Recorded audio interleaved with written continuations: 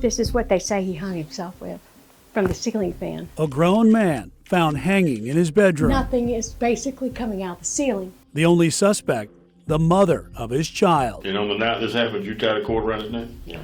Did you tie it around the ceiling fan? No. The sheriff's office assumed it was a suicide, but the coroner stepped in with evidence showing someone killed Jason Hoover. It was a homicide then, it's been a homicide ever since, and it's a homicide now. Two of the state's top pathologists found Jason Hoover died at the hands of another, but the sheriff's investigator still doesn't believe the evidence. Here's where he tied foam cord around the ceiling fan. So it was like 1, 2, and then tie. For 5 years, a mother dug through phone and medical records to uncover what really happened that night on Franklin Street. They kept telling me that I was crazy, and I kept proving that I wasn't, and I was validating what I thought was right. 2 state investigations still haven't solved this case. The Darlington County came to work the case from the beginning. They worked it like it was a suicide rather than a homicide. Right. So there was a lot of evidence that probably wasn't gathered. This was written out for them from A to Z. All they had to do was collect the evidence. 5 years ago, the Darlington County Sheriff's Office showed up on Franklin Street and started working to figure out how a man hung himself with an iPhone charger. Well, the coroner later ruled Jason Hoover's death a homicide, but the sheriff's investigator still today believes this was nothing more than a suicide. State investigators reopened the case after we started digging around in another Darlington County death investigation. Here's Chief Investigative Reporter Jody Barr with tonight's Manner of Death special report. This is all his stuff, and this is medical records. The second Kathy Hoover got to her son's hospital bed, she jumped into nurse mode. What we're looking at is the intake and output. He had a total of 15,366 cc's in, not one drop of urine. Hoover spent 30 years as a trauma nurse, but on July 3rd, 2017, This is just that day. she was inside the McLeod Regional Medical Center in Florence, South Carolina, watching her 38-year-old son die and trying to figure out why. From 6 a.m. to 4:08 p.m. when he coded and died. Her son was unconscious and rushed to 2 different hospitals. Darlington County 911, what's the address of the emergency? Medics picked Jason Hoover up from his home on Franklin Street in Hartsville, a home he shared with his girlfriend Nikki Braddock and their 2-year-old daughter. His girlfriend told investigators she walked across the street to a neighbor's home, and when she came back, she found him slumped over, sitting on the floor of their bedroom with an iPhone charging cord tied around his neck and the other end tied to the ceiling fan. Jason Hoover survived through the night, but he died 14 hours later. What was the story given to you about how your son killed himself? That he hung himself, and that was it. With an iPhone charging cord from a ceiling fan? Exactly. Your son was, what, 170 or so pounds? Right. Did you immediately grow suspicious of that story? Yes, I did. Kathy Hoover recorded her calls with Darlington County Sheriff's investigator Freddie Davis. There was a cord tied to the ceiling fan. Okay. It was dangling it down, touching the floor. It was about 10 foot long. She was already gone to the hospital. Uh-huh. She was there, no emotions. What? Yeah, she didn't have any emotions. Oh my God, she was trying to crawl in the bed with him. McLeod had to kick her out, and it was only in front of me. She's more worried about having to buy the cord at that time than anything else. At first, even investigator Davis seemed suspicious. Did he hang himself? I'm still unsure on that one. In no way, shape, or form have I ruled this a suicide. Not at this time. The investigator photographed the room and the ligature. The crime scene photos also showed the damage to the fan. Davis tried to interview Nikki Braddock that night. He took her written statement, but Davis says she was too intoxicated for a formal interview. When Kathy Hoover left that hospital room, she doubted that iPhone cord had anything to do with her son's death. When I walk in the door, that's the first thing I see. This is not a suicide. He's got a Foley catheter in, and there's not a drop of urine nowhere to be seen. There's nothing in the bag, there's no residual, nothing. That tells me he's in renal failure. You began to diagnose your own son as he's laying there. You're watching his vitals, you're seeing the fluids leaving his body. Not leaving his body. When they're not leaving your body, they're not being filtered and they're being built up. That belly is hard as a brick. What did that tell you?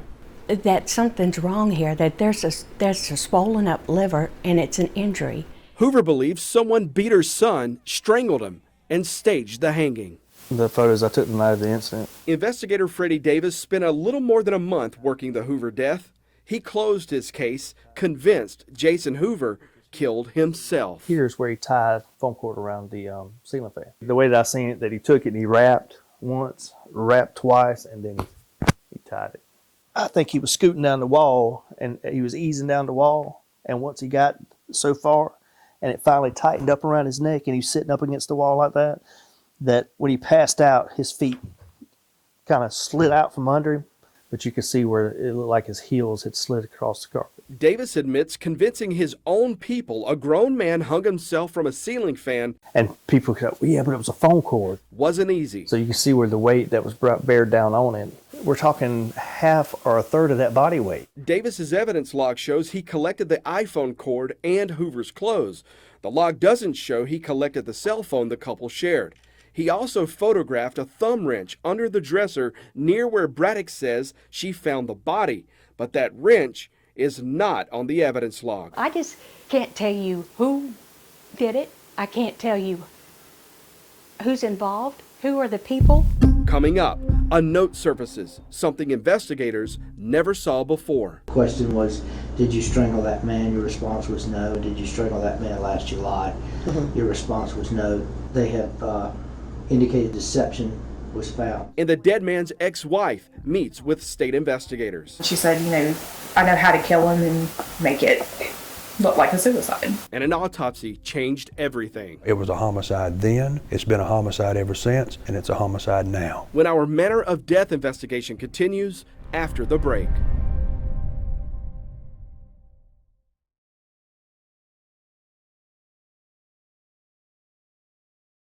That's one thing I can do, I'll tell you that right now. When Darlington County Coroner Todd Hardy got the call from the hospital about Jason Hoover's death, he thought then something didn't sound right. It was presented as a suicide, as you know. We decided we'd look into it on that regard. It was then that we found that the other evidence. The other evidence came from the autopsy. Autopsies are something Hardy says are not typical in suicide cases. I'm trained to identify patterns of injury. Dr. Janice Ross, who's performed more than 14,000 autopsies and testified in more than 200 trials across the country, autopsied Jason Hoover. And that's when she said that the injuries on the body were not indicative of that of a suicide. Together, we examined the evidence, and I decided it best be ruled as a homicide. Meaning that this doctor, this pathologist, felt Mr. Hoover may have died at the hands of another. No. She told me that Mr. Hoover did indeed die at the hands of another person, and that she would stake her forensic career on it. For her to stake her forensic career, that means she knows something I don't know. And I decided that I'm gonna put my eggs in that basket. Hardy was in a standoff with the sheriff's office. The investigator wasn't budging on his opinion this was a suicide, but the coroner's job is to determine the manner of death. In this case, Hardy believed someone else did this to Jason Hoover. Hardy decided to settle this. He asked for a second opinion. Was that an uncomfortable phone call? It was very uncomfortable because I trust these people immensely. They're brilliant people. I struggle with it, Jody. I'm gonna be honest with you. I struggled with it a couple of days, and finally I just said the best way to do it is just tell her. So I did, and that was the first time I'd ever asked for a second opinion, and I've never done it since. That second opinion came from another renowned South Carolina forensic pathologist, Dr. Kimberly Collins. Collins reviewed the original autopsy and the photographs, then typed this 2-page opinion. It showed Jason Hoover was beaten and strangled, and the injuries to Hoover's neck are not those of a suicidal hanging. What do you know? That he was beaten that day. He did not have any kind of strength to hang himself. He couldn't have possibly gotten up and hung himself. All my references. Kathy Hoover spent the past 5 years trying to convince law enforcement of that. But she says no one would listen. Have you ever read or seen that second opinion? No. Hang on, I'm going to show it to you. No. You've never seen that? I've never seen that. Let me read to you what it says here. The findings of Dr. Ross are not those of a suicidal hanging. One does not see fractures of the hyoid or the larynx in suicidal hangings. The blunt force trauma is pre-mortem and consistent with having been caused around the time of death. In my opinion, to a reasonable degree of medical and scientific certainty, the traumatic findings on Jason Hoover are not those of a suicidal hanging. Jason Hoover was the victim of head, neck, chest, torso, blunt force trauma with an element of neck compression or chest compression creating ocular petechiae. What more could I possibly tell them? They have exactly what I saw, and I didn't even have to talk to these two to say that. What more do you need? And at this point, who were you telling this information to? Everybody walking. I mean, I've been doing it 28 years. Investigator Freddie Davis also saw that letter, but it didn't change his mind. I understand that, and I understand her point from there. If it was a usual hanging, if he was standing in a chair and dropped out of a chair, yes, I understand that. If his whole body weight was pulled down, yes, I could understand what she's saying. But that's not the case here. The case here is he lowered himself down a wall with this phone cord. Let's iterate that. It was a little phone cord, braided phone cord. He lowered himself down the wall with this phone cord around his neck until it tightened up and he passed out. And then he dropped and hit the floor. The coroner marked homicide on the Hoover death certificate. The investigator says he still didn't open a homicide investigation. Both the coroner and the sheriff at the time, Tony Chavis, decided to call the South Carolina Law Enforcement Division to take the investigation over. SLED took over the month after Hoover's death. You're free to leave at any time. We're just here to talk to you today and ask you some questions to try to resolve this. Yes, sir. SLED asked Nikki Braddock to take a polygraph exam 4 months after the death. The results did little to rule her out. Investigators delve into the couple's past. All I'm asking you to do is just fix the phone, and you can leave. Domestic violence arrest. Don't even say nothing when you the biggest pillhead there is around. Video recorded arguments, and Jason Hoover's girlfriend turns over handwritten notes showing a man contemplating suicide. Do you think he done this to himself? Okay. When our manner of death investigation continues after this.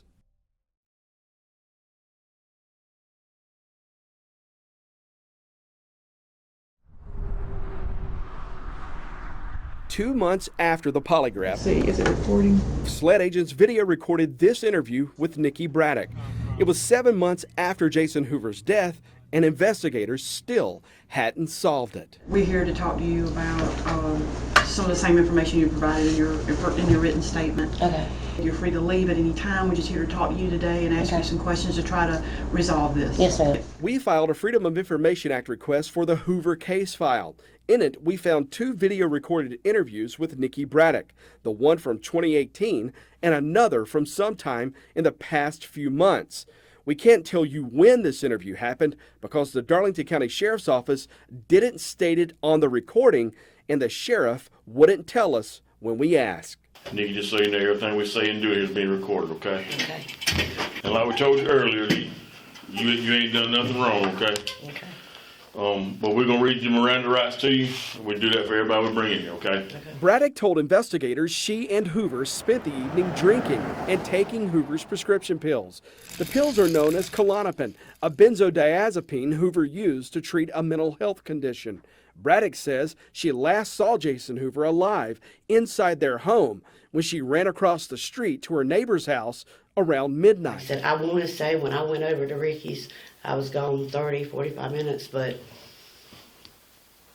that's just, I honestly don't know. I was really intoxicated. So When he was arguing with his mom on the phone, was that night? Or it was going into the morning. It was to my recollection, this was, I want to say this was going on 11, 12. I'm not exactly sure. No, this is night into the morning time.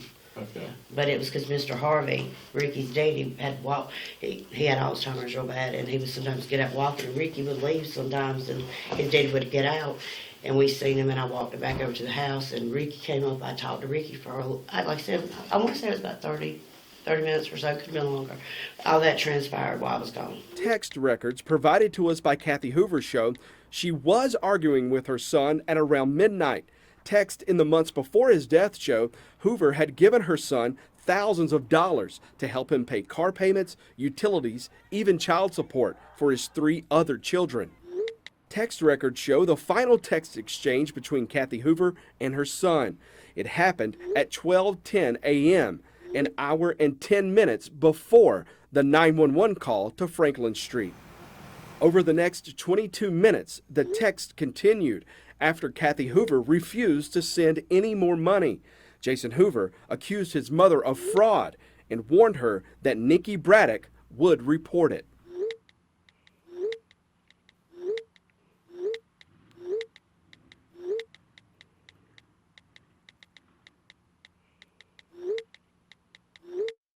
Those were the last texts Kathy Hoover ever sent her son. Bent at the bar, not from the ceiling. Hoover maintains she doesn't believe that was her son on the other end of that phone that night. And then she's, well, then obviously you did it. I said, Kathy, if anybody did it, you pushed him to do it.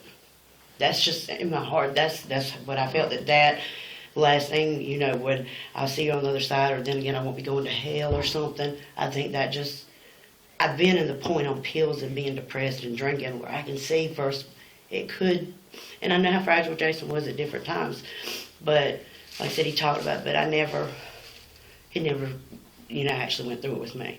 Braddock's polygraph result shows deception indicated, but Braddock had an explanation for that when she met with SLED agents 2 months later. I guess what we're trying to do is trying to get a clarification on to why there was deception shown. The question was, did you strangle that man? Your response was no. Did you strangle that man last July? Mm-hmm. Your response was no. And they have indicated deception was found. So what would be a reason?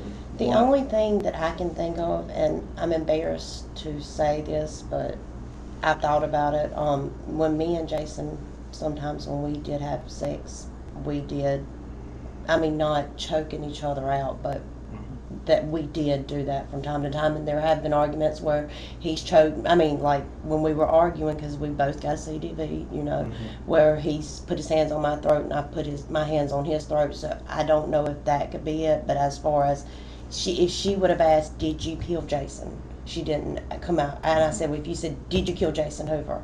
My answer would have been no, and I know there would have been no deception, because I know I didn't. So that's the only thing I can come up with. Because she said my nerves and everything like that wouldn't have anything to do with affecting the test. So there was documented violence in their relationship. Deputies charged them both with criminal domestic violence in 2016, charged as mutual combatants after an argument. The charges were later dropped.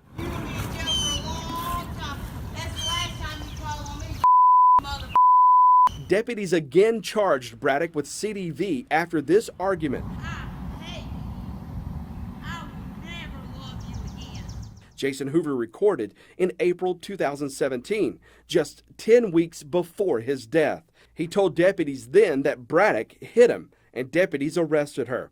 The deputy wrote Braddock was the primary aggressor and that she appeared to be under the influence of alcohol and/or drugs at the time. Hoover, though, dropped the charge a few days later. 3 weeks after Hoover's death, Braddock brought notebooks to the sheriff's office.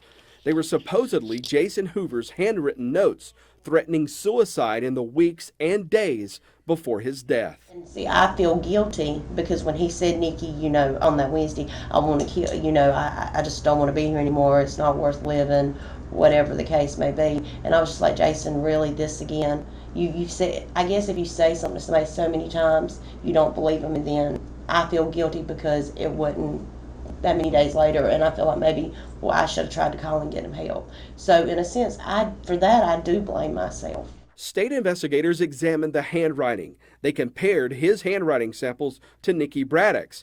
The analysis found it is probable that Braddock did not write the hand-printed portions. They both met at a Columbia rehab hospital in 2014, and Braddock admitted they used drugs throughout their 3-year relationship. These are just messages. The last contact I had with her was July 10th, a year later, 2018. Sarah Sparks is Jason Hoover's ex-wife. They spent nearly a decade together. That's me, my brother, and then that's my dad. Just all of us together. And after the birth of their 2 kids, they divorced in 2012. Sparks says she got a Facebook message from Nikki Braddock 5 months before Hoover's death. And I found it odd because she was asking questions about how to get out of a relationship with Jason.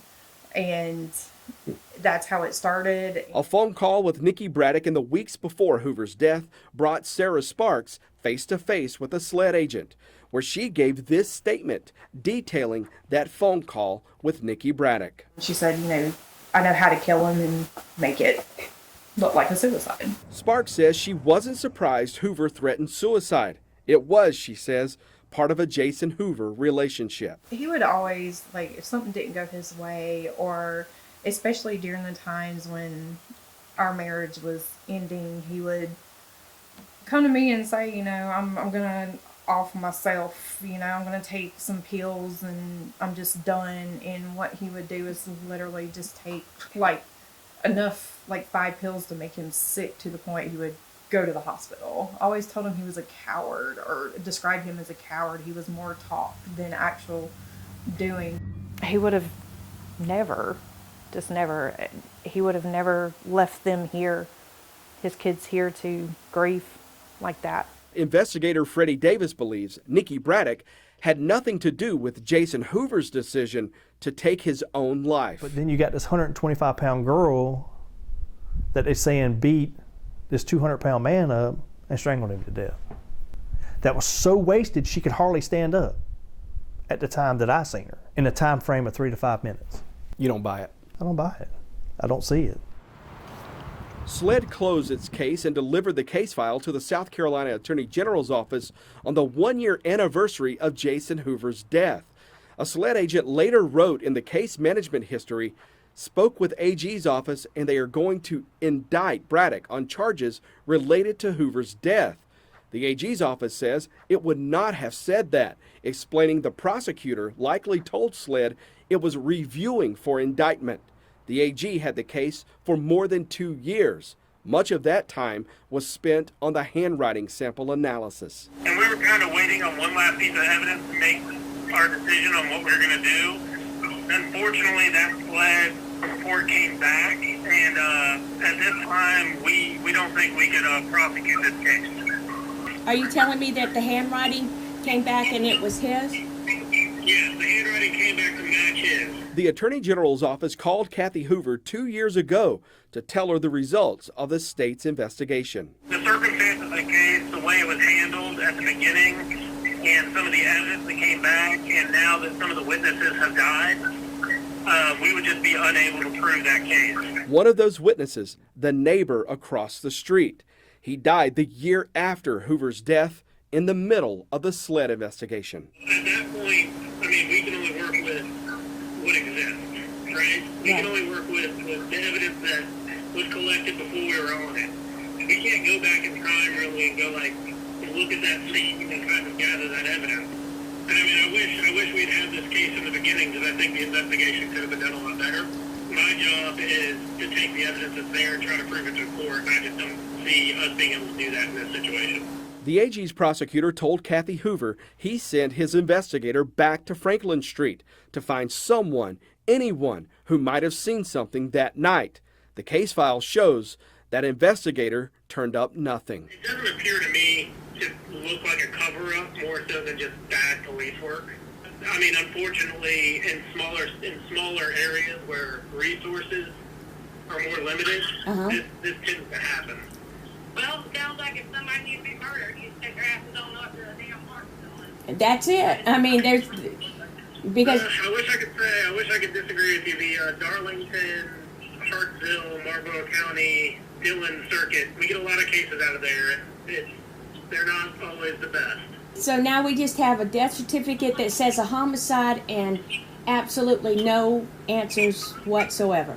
Yes, I mean, unfortunately, I don't think, we would not be able to prosecute this case. Yeah. And I wish it was different, but unfortunately, with what was given to me, that's the decision we had to make.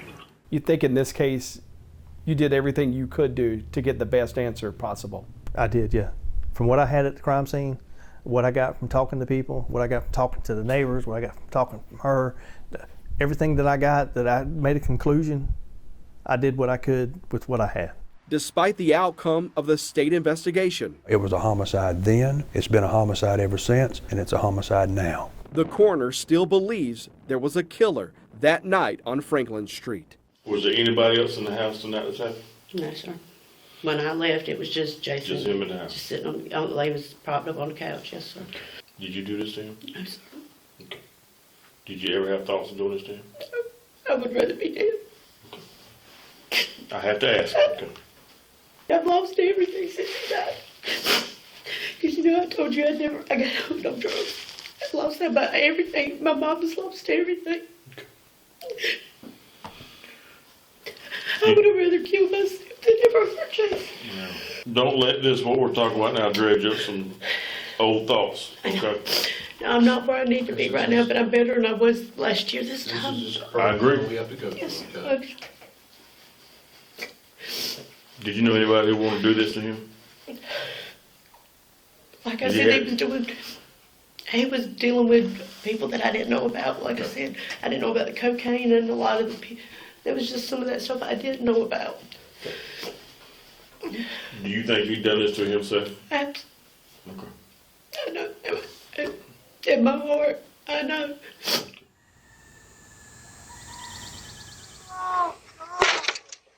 Kathy Hoover's 5-year search for the truth has ended.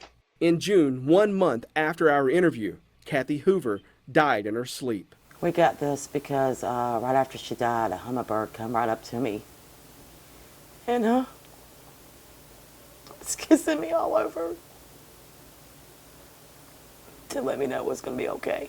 Her daughter, Jessica Hoover, says in her mother's final few weeks, That's me, and there's Jason, and there's Mom. She stopped the research and the phone calls, put her computer away, and spent her time with her family again. After you left that day, she was happy that somebody finally listened to her, somebody finally believed in her, and now that she's gone, they know she knows the truth. She knows the truth now, what happened to my brother that night. Does that make you feel any better? Yes, because that's all she ever wanted to know was what happened to him that night. She worked so hard to find the truth. The State Law Enforcement Division told me its agents are reinvestigating this case. That new investigation opened in March. We've asked and offered Nikki Braddock a chance to be part of this report. I even talked with her sister to make sure Braddock knew this report was coming and to make sure she received our messages. But Nikki Braddock never responded. As soon as SLED finishes its reinvestigation, you can be sure we'll update our reporting.